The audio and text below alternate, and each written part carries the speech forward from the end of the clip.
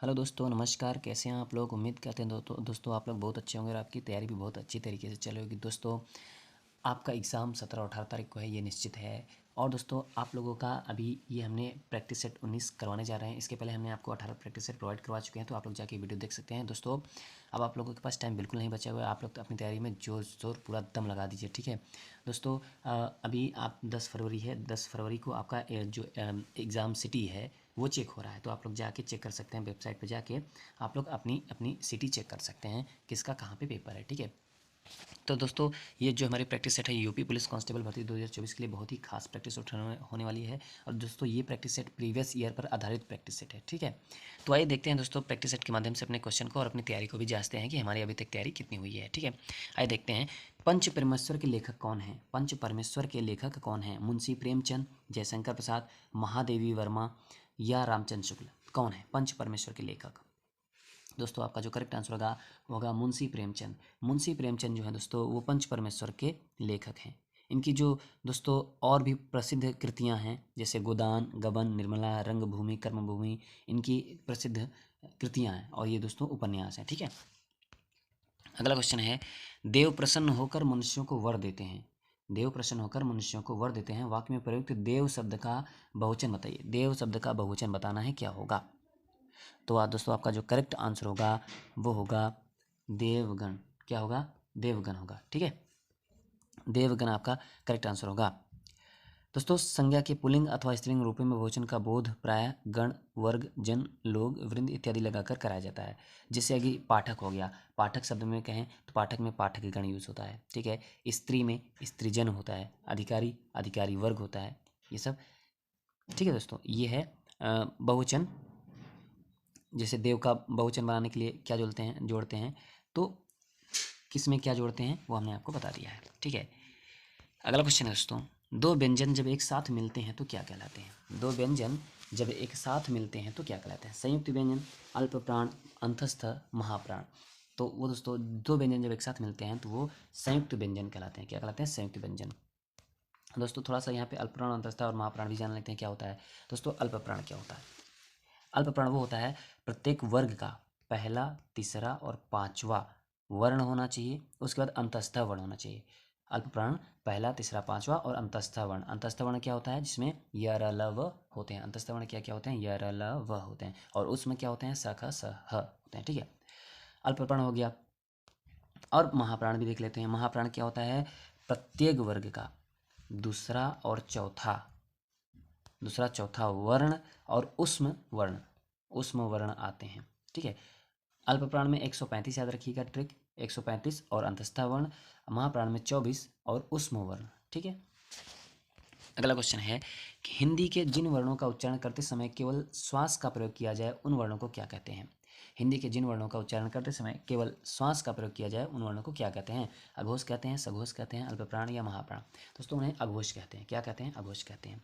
तो अघोष अघोष में कौन कौन से वर्ण आते हैं वो भी जान लेते हैं। अघोष दोस्तों, ट्रिक याद रखिए, 1 2 यानी प्रत्येक वर्ग का पहला और दूसरा वर्ण, इसके अलावा फ स ख स होता है, ठीक है। अब सघोष भी देख लेते हैं क्या होता है सघोष। सघोष उन्हें कहते हैं दोस्तों, प्रत्येक वर्ग का तीसरा, चौथा, पांचवा वर्ण हो और अड़ ढ़ ज य र ल व ह एवं सभी स्वर क्या होते हैं? सघोष में आते हैं, ठीक है।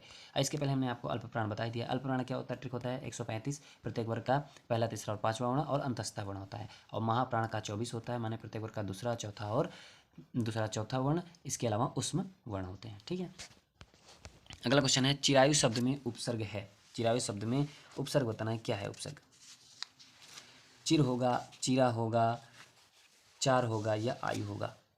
दोस्तों, उपसर्ग किसे कहते हैं? जो किसी भी शब्दांश के प्रारंभ में लगते हैं। वे शब्दांश जो किसी भी शब्द के प्रारंभ में लगते हैं उन्हें हम उपसर्ग कहते हैं। तो अगर चिरायु का हम संविच्छेद करेंगे तो क्या होगा? चिरधन आयु। चिरधन आयु बनेगा तो उपसर्ग हमारा क्या हुआ? चिर होगा। तो आपका करेक्ट आंसर चिर उपसर्ग होगा, ठीक है। करेक्ट आंसर आपका चिर होगा। अगला क्वेश्चन है, प्रख्यात शब्द में उपसर्ग बताना है। उपसर्ग प्रख्यात शब्द में क्या होगा? प्रति होगा, प्र होगा, प्रति होगा, प होगा या ख्यात होगा? तो प्रख्यात में दोस्तों आपका प्र उपसर्ग होगा। क्या होगा? प्र उपसर्ग होगा, ठीक है। सावधानी में कौन सा प्रत्यय है? प्रत्यय क्या होता है? वे शब्दांश जो किसी शब्द के अंत में लगते हैं उन्हें क्या कहते हैं, प्रत्यय कहते हैं दोस्तों। ठीक है, तो प्रत्यय बताइए सावधानी में कौन सा प्रत्यय होगा। सावधानी में दोस्तों नी होगा, धानी होगा, ई होगा या अनि होगा। तो आपका जो करेक्ट आंसर होगा वो होगा ई प्रत्यय होगा। क्या होगा, ई होगा। सावधानी का अगर विग्रह करेंगे तो सावधानी, सावधान धन ई होगा। ठीक है, तो सावधानी हो जाएगा। तो आपका यहाँ पे प्रत्यय जो बनेगा ई प्रत्यय बनेगा। सावधान से ही बना है सावधानी, तो इसलिए ई प्रत्यय जोड़ने पे सावधानी हो गया है। ठीक है, अगला क्वेश्चन है धड़ाक में प्रत्यय है। धड़ाक में प्रत्यय बताना है क्या है। अक होगा, आक होगा, अप होगा या ओक होगा। तो दोस्तों धड़ाक में धड़ से बना है धड़ाक, तो धड़ धन आक बराबर धड़ाक। तो इसमें कौन सा प्रत्यय होगा, आक प्रत्यय होगा। ठीक है, आक प्रत्यय होगा। अगला क्वेश्चन है शीघ्र जाओ वरना गाड़ी छूट जाएगी में किस प्रकार के वाक्य का उदाहरण है। शीघ्र जाओ वरना गाड़ी छूट जाएगी किस प्रकार का वाक्य का उदाहरण है। विधानार्थक वाक्य, निषेधार्थक वाक्य, प्रश्नार्थक वाक्य या आज्ञार्थक वाक्य, कौन सा वाक्य होगा। तो शीघ्र जाओ वरना गाड़ी छूट जाएगी दोस्तों, इसमें आपका आज्ञार्थक वाक्य है। क्या है, आज्ञार्थक वाक्य। आज्ञार्थक वाक्य कहते किसे हैं, जिस वाक्य में आज्ञा, उपदेश अथवा आदेश देने का बोध हो उसे हम आज्ञार्थक वाक्य कहते हैं। ठीक है, जैसे इसमें कहा गया है शीघ्र जाओ वरना गाड़ी छूट जाएगी, इसमें आज्ञा दी गई है, नहीं तो गाड़ी छूट जाएगी भैया। उसके बाद विधानार्थक वाक्य भी जानते हैं क्या होता है दोस्तों। विधानार्थक वाक्य उस वाक्य कहते हैं जिसमें किसी बात का होना पाया जाए। जैसे कैसे कह दें कि किशनलाल और रमेश चंद्र परीक्षा देने चले गए, तो ये क्या हुआ, एक विधानार्थक वाक्य है। इसमें किसी बात का होना पाया जा रहा है कि हाँ किशनलाल और रमेश चंद्र परीक्षा देने गए हैं, तो यहाँ पे विधानार्थक वाक्य हो जाएगा। अब निषेधार्थक वाक्य क्या होता है दोस्तों, जिस वाक्य में किसी बात के न होने का बोध हो उसे हम क्या कहेंगे, निषेधार्थक वाक्य। जैसे मैं किसी से लड़ाई मोल नहीं लेना चाहता, तो नहीं आ गया ना, तो ये निषेधार्थक वाक्य है। तो यहाँ पे नहीं शब्द ही निषेधार्थक वाक्य का उदाहरण है। प्रश्नार्थक क्या होता है दोस्तों, जिस वाक्य से प्रश्नात्मक भाव प्रकट हो, जैसे वह कौन है, उसका क्या नाम है, तो यहाँ पे कौन, क्या, ये सब क्या है, प्रश्नार्थक वाक्य है। यही शब्द बताते हैं कि ये प्रश्नार्थक वाक्य हैं। ठीक है, अगला क्वेश्चन है दोस्तों निम्नलिखित में से कौन सी भाववाचक संज्ञा है। भारत, लड़का, मित्रता, पेड़। भाववाचक संज्ञा बताना है क्या होगा। तो दोस्तों आपका जो करेक्ट आंसर होगा वो होगा मित्रता। मित्र से बना है मित्रता। ठीक है, तो यहाँ पे भाववाचक संज्ञा होगी। ठीक है दोस्तों, अब भारत जो है क्या, भारत हमारा क्या है, कौन सी संज्ञा है, भारत हमारा एक देश का नाम है, तो क्या हुआ, ये व्यक्तिवाचक व्यक्तिवाचक के अंतर्गत आएगा, व्यक्तिवाचक संज्ञा। लड़का क्या है, लड़का में बहुत सारे लड़के आ जाएंगे, तो यहाँ पे जातिवाचक संज्ञा आ जाएगी दोस्तों। ठीक है, और मित्रता हमें बताया ही भाववाचक संज्ञा के अंतर्गत आएगा। और पेड़ दोस्तों क्या होगा, पेड़ हमारा, पेड़ में भी सारे पेड़ आ जाएंगे, तो यहाँ पे ये भी जातिवाचक संज्ञा के अंतर्गत आएगा। ठीक है, तो दोस्तों निम्नांकित में कौन सा शब्द स्त्रीलिंग नहीं है बताना है। सुबह, दोपहर, सांझ, दिन, क्या होगा। तो आपका जो करेक्ट आंसर होगा वो होगा दिन। दिन आपका स्त्रीलिंग नहीं है, बाकी सुबह, दोपहर, सांझ ये हमारे तीनों पहर क्या होते हैं, स्त्रीलिंग के अंतर्गत आते हैं। ठीक है, अगला क्वेश्चन है बच्चे बस से पाठशाला जाते हैं, इस वक्त में कौन सा कारक है। बच्चे बस से पाठशाला जाते हैं, तो बस के द्वारा जा रहे हैं ना, से माने यहाँ पे के द्वारा होता है, तो बच्चे बस से पाठशाला जाते हैं। देखिए दो बार से एक दो जगह पे यूज होता है, एक से होता है आपादान कारक में और दूसरा होता है करण कारक में। ठीक है, तो यहाँ पे से के द्वारा होता है, तो बस के द्वारा पाठशाला जाते हैं, तो यहाँ पे कौन सा कारक होगा, यहाँ पे आपका जो कारक होगा वो होगा करण कारक। ठीक है, करण कारक आपका करेक्ट आंसर होगा। अगर यही बच्चे पाठशाला से अलग होते तो वहाँ पे अपादान कारक हो जाता, लेकिन बच्चे बस से जा रहे हैं पाठशाला, तो यहाँ पे करण कारक होगा। ठीक है, अगला क्वेश्चन है कोई आ रहा है वाक्य में किस प्रकार का सर्वनाम है। कोई और कुछ कहीं मिल जाए तो वो आपका क्या हो जाएगा, वो होगा अनिश्चयवाचक सर्वनाम। किसमें, अनिश्चयवाचक सर्वनाम के अंतर्गत आएगा। ठीक है, कोई और कुछ कहीं मिलता है अनिश्चयवाचक सर्वनाम के अंतर्गत आएगा। ठीक है दोस्तों, सर्वनाम जानते हैं। सर्वनाम हमारे 6 टाइप के होते हैं, कौन कौन से होते हैं। एक होता है निश्चयवाचक सर्वनाम, एक पुरुषवाचक सर्वनाम, एक अनिश्चयवाचक सर्वनाम, एक प्रश्नवाचक सर्वनाम, एक संबंधवाचक सर्वनाम और एक निजवाचक सर्वनाम। देखते हैं अनिश्चयवाचक सर्वनाम। अनिश्चयवाचक जो सर्वनाम में आते हैं वो कोई कुछ आता है। निश्चयवाचक में अंतर्गत यह और वह आते हैं। संबंधवाचक के अंतर्गत जो और सो आते हैं, और निजवाचक के अंतर्गत आप, खुद, स्वयं, ये सब शब्द आते हैं। ठीक है, अगला क्वेश्चन है वह नौकर नहीं आया वाक्य में कौन सा विशेषण है। विशेषण है वह नौकर नहीं आया, बताइए। सार्वनामिक विशेषण, गुणवाचक विशेषण, संख्यावाचक विशेषण, परिमाण बोधक विशेषण। वह नौकर नहीं आया क्या है, तो दोस्तों यह वह हमारा किस में जाएगा, सर्वनामिक विशेषण के अंतर्गत जाएगा। ठीक है, वह नौकर नहीं आया, इसमें सर्वनामिक विशेषण है। ठीक है, तो विशेषण कितने प्रकार के होते हैं, विशेषण दोस्तों हमारे 4 प्रकार के होते हैं। कितने होते हैं, 4 प्रकार के। कौन कौन से, एक होता है गुणवाचक विशेषण, ठीक है, एक होता है हमारा संख्यावाचक विशेषण, और एक होता है सार्वनामिक या संकेतवाचक विशेषण, एक होता है दोस्तों परिमाणवाचक विशेषण। ये तीनों टाइप होते हैं, चारों टाइप। ठीक है, ये चारों टाइप आपके विशेषण ही आते हैं। ठीक है, अगला क्वेश्चन है, वह श्रेष्ठ उपासक है मैं विशेष्य है, वह श्रेष्ठ उपासक है मैं विशेष्य है, विशेष बताना है। जिसकी विशेषता बताइए वही होता है विशेष्य, और संज्ञा सर्वनाम शब्द की जो विशेषता बताते हैं वो होते हैं विशेषण। तो वह श्रेष्ठ है उपासक में विशेष्य है दोस्तों उपासक, क्या होगा, उपासक आपका विशेष्य होगा, क्योंकि उपासक की विशेषता बताई जा रही है। ठीक है दोस्तों, अगला क्वेश्चन है, मैं अभी आ रहा हूँ वाक्य में कौन सा क्रिया विशेषण है, मैं अभी आ रहा हूँ वाक्य में कौन सा क्रिया विशेषण है, कालवाचक, स्थानवाचक, परिमाणवाचक या रीतिवाचक। तो दोस्तों आपका जो करेक्ट आंसर होगा वो होगा कालवाचक। ठीक है, मैं अभी आ रहा हूँ, इसमें आपका कालवाचक विशेषण होगा। राम लक्ष्मण से पत्र लिखवाता है, इस वाक्य में क्रिया का कौन सा रूप है, राम लक्ष्मण से पत्र लिखवाता है, तो इसमें क्रिया का कौन सा रूप है। तो दोस्तों राम लक्ष्मण से पत्र लिखवाता है, तो समझिए वहाँ पे क्या होगा, प्रेरणार्थक क्रिया होगा। प्रेरणार्थक क्रिया, प्रेरणार्थक क्रिया होती क्या है, जिस क्रिया से यह पता चले कि कर्ता स्वयं कार्य को न करके किसी अन्य को उस कार्य को करने की प्रेरणा देता हो, वह प्रेरणार्थक क्रिया कहलाती है। जैसे में इसमें राम लक्ष्मण से पत्र लिखवाता है, तो राम लक्ष्मण को प्रेरणा दे रहा है कि आप लिखो। ठीक है, तो यहाँ पे प्रेरणार्थक क्रिया होगा। पूर्वकालिक क्रिया क्या होती है ये भी देख लेते हैं। पूर्वकालिक क्रिया, किसी क्रिया से पूर्व यदि कोई दूसरी क्रिया प्रयुक्त हो तो वह पूर्वकालिक क्रिया कहलाती है। जैसे मैं कहूँ कि मैं अभी सोकर उठा हूँ, मैं अभी सोकर उठा हूँ, तो पहले क्या हुआ, उठने से पहले मैंने सोया है, तो पूर्वकालिक क्रिया होगी। संयुक्त क्रिया में क्या होती है, संयुक्त क्रिया वो जहाँ दो अथवा दो से अधिक क्रियाओं का साथ साथ प्रयोग हो, वे संयुक्त क्रिया कहलाती है। जैसे कि कह दो कि वह खा चुका है, तो यहाँ पे संयुक्त क्रिया है। ठीक है, वह खा चुका है, कविता महाभारत पढ़ने लगी है, तो ये सब संयुक्त क्रियाएं होंगी। ठीक है दोस्तों, अगला क्वेश्चन है, मनोहर शब्द में संधि है, मनोहर शब्द में संधि है, बताना है क्या होगा, स्वर संधि, विसर्ग संधि, व्यंजन संधि, दीर्घ संधि, क्या होगा मनोहर में। तो आपका जो करेक्ट आंसर होगा वो होगा विसर्ग संधि। ठीक है, विसर्ग संधि आपका करेक्ट आंसर होगा मनोहर में। और दोस्तों ये विसर्ग संधि हो गई, अगर इसका हम संधि विच्छेद करेंगे तो क्या होगा, मनः धन हर, तो बन जाएगा मनोहर। ठीक है, विसर्ग संधि के अंतर्गत आते हैं। अगला क्वेश्चन है, पुरस्कार में कौन सी संधि है, तो पुरस्कार में कौन सी संधि है, स्वर संधि, व्यंजन संधि, विसर्ग संधि, या इनमें से कोई नहीं।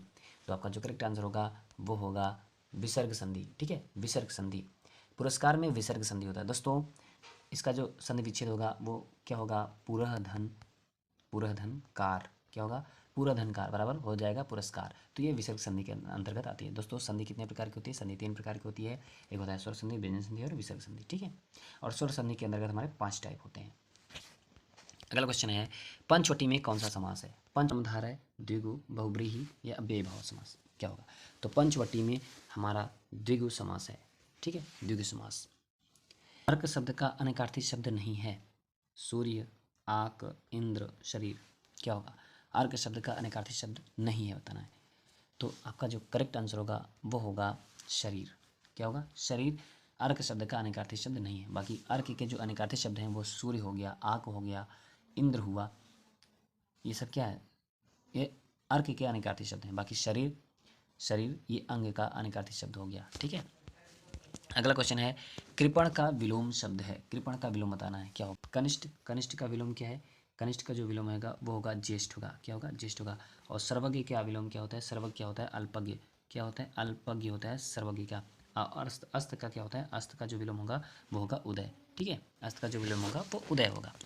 अगला क्वेश्चन देखते हैं, आँख का पर्यायवाची शब्द नहीं है, आँख का, लोचन, विलोचन, आकांक्षा, अंबक,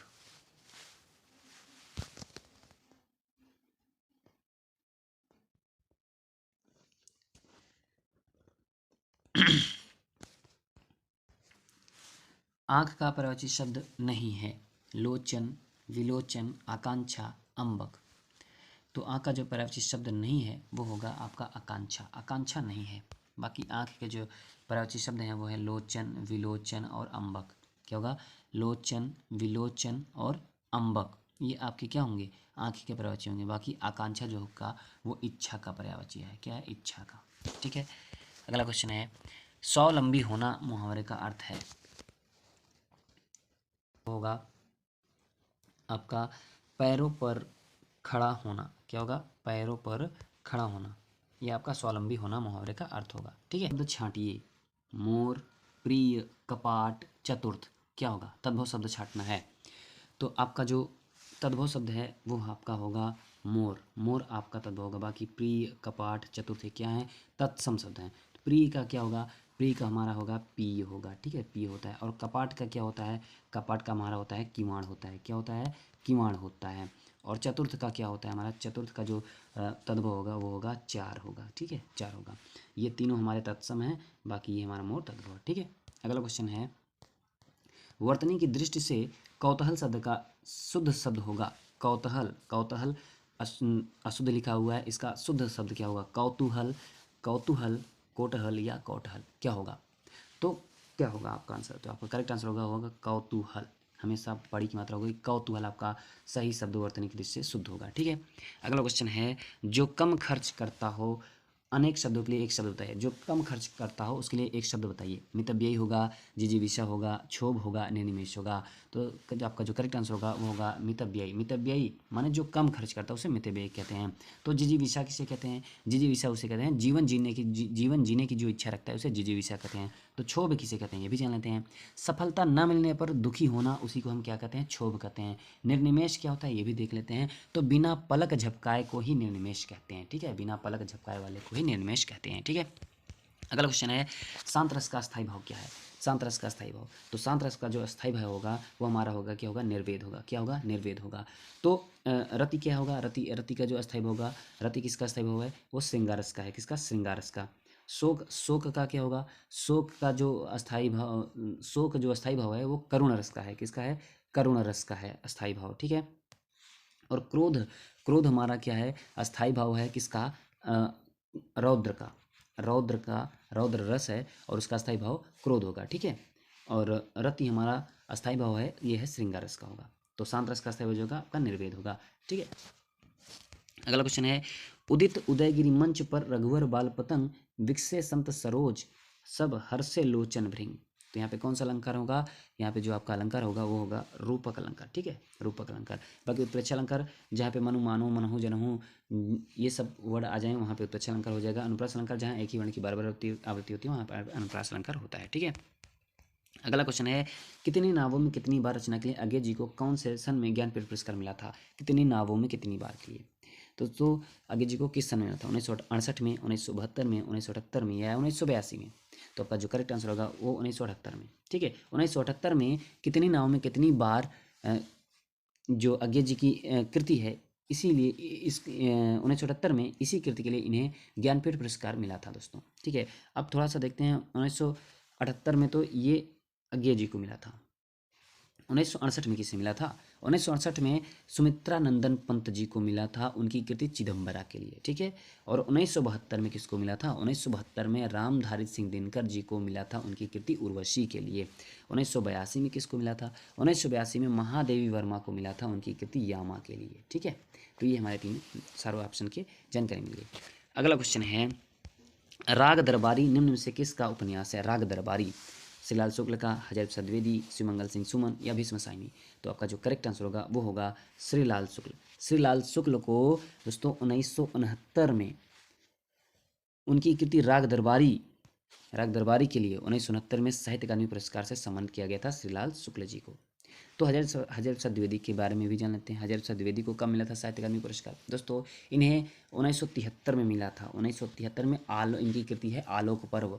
आलोक पर्व इनकी कृति है। इसी कृति के लिए 1973 में हजरत प्रसाद द्विवेदी को साहित्य अकादमी पुरस्कार से सम्मानित किया गया था। शिवमंगल सिंह सुमन के बारे में देखते हैं, इनको कब मिला था? शिवमंगल सिंह सुमन को दोस्तों मिट्टी की बारात इनकी कृति है। मिट्टी की बारात इन्हें इसी उपन्यास के लिए 1974 में मिट्टी की बारात जो है काव्य है, ठीक है। और इसी कृति के लिए शिव मंगल सिंह सुमन को 1974 में साहित्य अकादमी पुरस्कार से सम्मानित किया गया था। अब भीष्म साहिनी के बारे में भी जान लेते हैं। भीष्म साहिनी दोस्तों इनकी कृति है तमस, इनकी कृति है तमस, जो कि एक उपन्यास है। इसी तमस कृति के लिए भीष्म साहिनी को 1975 में साहित्य अकादमी पुरस्कार से सम्मानित किया गया था, ठीक है। अगला क्वेश्चन है छतरपुर मध्य प्रदेश, छतरपुर जो है वो मध्य प्रदेश में पड़ता है, तो छतरपुर मध्य प्रदेश कौन सी बोली बोली जाती है, में कौन सी बोली बोली जाती है, बताइए कौन सी। तो बुंदेली, कन्नौजी, ब्रजभाषा या खड़ी बोली। तो आपका जो करेक्ट आंसर होगा दोस्तों वो होगा बुंदेली। बुंदेली छतरपुर मध्य प्रदेश में बोली जाती है, ठीक है। अब बुंदेली, कन्नौजी, ब्रजभाषा, खड़ी बोली, ये चारों आपकी क्या हैं, ये आपकी पश्चिमी हिंदी के अंतर्गत आती हैं। किसमें, पश्चिमी हिंदी के अंतर्गत आती हैं। और ये पश्चिमी हिंदी के अंतर्गत आती हैं और पश्चिमी उपभाषा के अंतर्गत सौरसनी अपभ्रंश, इनकी पश्चिमी उपभाषा जो है वो सौरसनी अपभ्रंश से विकसित हुई हैं, ठीक है दोस्तों। जो हमारी खड़ी बोली है ना, खड़ी बोली को हम क्या बोलते हैं, कौरवी के नाम से भी जानते हैं, कौरवी के नाम से भी जानते हैं। और जो बांगरू हमारी है वो हरियाणवी के नाम से भी जानी जाती है, ठीक है। अगला क्वेश्चन है पूर्वी हिंदी के उदाहरण नहीं है, पूर्वी हिंदी के उदाहरण नहीं है। तो अवधी, बघेली, छत्तीसगढ़ी, मगही। तो आपका जो करेक्ट आंसर होगा दोस्तों वो होगा मगही। मगही आपकी पूर्वी हिंदी नहीं है। तो ये कौन सी हिंदी है, ये दोस्तों बिहारी हिंदी है। मगही जो किया है वो बिहारी हिंदी है। अवधी, बघेली, छत्तीसगढ़ी आपकी पूर्वी हिंदी के अंतर्गत आती है, ठीक है। और पूर्वी हिंदी दोस्तों पूर्वी उपभाषा अर्धमागधी अपभ्रंश से विकसित हुई है, ठीक है। अगला क्वेश्चन है मुदित महीपति मंदिर आए, सेवक सचिव सुमंत बुलाए, पंक्ति में कौन सा अलंकार है। तो यहाँ पे जो अलंकार होगा वो हमारा अनुप्रास अलंकार होगा, ठीक है। अनुप्रास अलंकार होगा क्योंकि यहाँ पे म वर्ण की बार बार आवृत्ति हुई है, यहाँ पे अनुप्रास अलंकार होगा, ठीक है। अगला क्वेश्चन है आधी रात का समय के लिए एक शब्द है, आधी रात का समय के लिए एक शब्द है, बताइए क्या होगा। पाथे, अकिंचन, अनाहूत या निशीथ। तो आधी रात का जो समय होता है उसके लिए एक शब्द होगा निशीथ। निशीथ जो होता है आधी रात का समय के लिए ही निशीथ बोलते हैं। तब पाथे समझते हैं, पाथे पाथे बोलते हैं तो किसके लिए बोलते हैं दोस्तों, खाद्य सामग्री जो यात्रा के समय रास्ते में उपयोग के लिए दी जाती है उसे हम क्या कहते हैं, पाथे बोलते हैं, ठीक है। तो पाथे समझ में आई। खाद्य सामग्री जो यात्रा के समय रास्ते में उपयोग के लिए दी जाती है उसे हम पाथे बोलते हैं। अकिंचन के बारे में जानते हैं, अकिंचन फिर किसे कहते हैं। अकिंचन माने जिसके पास कुछ ना हो उसे हम अकिंचन बोलते हैं। और अनाहूत क्या होता है, अनाहूत जो जिसे बुलाया ना गया हो वो अनाहूत होता है, जिसे बुलाया ना गया हो अनाहूत होता है, ठीक है। अगला क्वेश्चन है किरण का पर्यायवाची नहीं है, किरण का पर्यायवाची नहीं है। मरीचि, दीप्ति, मयूख, तटनी, क्या होगा। तो आपका जो करेक्ट आंसर होगा वो होगा दोस्तों तटनी। ये तटनी आपका किरण का पर्यायवाची नहीं है। मरीचि, दीप्ति, मयूख और रश्मि हो गया, कर हुआ, अंशु, ये सब क्या है, किरण के पर्यायवाची हैं। तो तटनी किसका पर्यायवाची है, तटनी दोस्तों सरिता का पर्यायवाची है। तटनी, सरिता, निम्ना, तरंगिणी, निम्नगा, अपगा, ये सब क्या है, तटनी के पर्यायवाची हैं, ठीक है। अगला क्वेश्चन है नाग का पर्यायवाची नहीं है, नाग का पर्यायवाची नहीं है। सर्प, अहि, उरग, सफरी। दोस्तों आपका जो करेक्ट आंसर होगा वो होगा सफरी, ठीक है। सफरी आपका पर्यायवाची नाग का नहीं है, तो सफरी है किसका, सफरी या दोस्तों आपका मछली का है। तो मछली के और भी पर्यायवाची हैं जैसे मीन, झछ, जलजीवन, मत्स्य, ठीक है, जलतोरी, ये सब क्या है मछली के पर्यायवाची हैं। तो नाग के पर्यायवाची कौन कौन से हुए, सर्प, अहि, उरग, विषधर, पन्नग, भुजंग, अहि, ठीक है, ये सब क्या है नागे के पर्यायवाची हैं। दोस्तों ये थे हमारे 37 क्वेश्चन, ये है हमारे 37 क्वेश्चन। तो वीडियो कैसे लगी आप लोग कमेंट करके जरूर बताएगा, और आपके कितने क्वेश्चन सही हुए हैं ये भी आपके कमेंट करके जरूर बताएगा। अगर वीडियो पसंद आई हो तो आप लोग चैनल को सब्सक्राइब जरूर कर लीजिएगा और एक लाइक जरूर कर दीजिएगा, और अपने दोस्तों तक तो दोस्तों ये वीडियो जरूर शेयर कर दीजिएगा जिससे उनका भी भला हो सके।